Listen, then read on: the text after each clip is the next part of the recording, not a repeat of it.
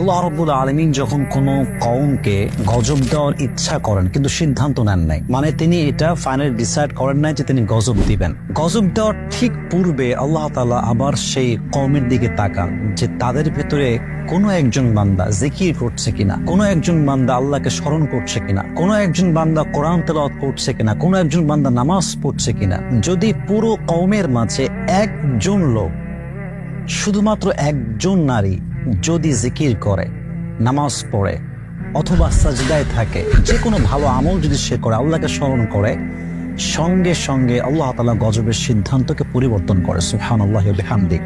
আল্লাহ তাআলা এতটা দয়াময়, এতটা মায়াময় যে আমরা মানুষকে ধরার চেষ্টা করি মানুষের ভুল দিয়ে, যে কোন ভুল ধরলে তাকে আটকানো যাবে, কেন তাকে কষ্ট দেওয়া যাবে। আমরা ভুল ধরে মানুষকে আঘাত করতে চাই, আর আল্লাহ বান্দাকে মাফ করার জন্য ওয়াসিলা খুঁজে, যে কোন ওয়াসিলা দিয়ে আমি আমার বান্দাকে মাফ করতে পারি। এই জন্য গুনাহ যত হয়ে যাক, যত বেশি অন্যায় হয়ে যাক, নামাজটা কখনো ছাড়বেন না। যতটুকু পারা যায়, দিনে যদি 2 ওয়াক্ত পারেন 2 ওয়াক্ত পড়েন, যদি 3 ওয়াক্ত পারেন 3 ওয়াক্ত পড়েন। আপনি হতে পারে যে আপনার 2 ওয়াক্ত নামাজের আদায়ের মাধ্যমে হয়তো বা একদিন আপনি 5 ওয়াক্ত নামাজি হবেন, আর হতে পারে যে আপনার এই নামাজটাই আপনাকে সমস্ত গজব থেকে বাঁচাই দিবে ইনশাআল্লাহ তাআলা।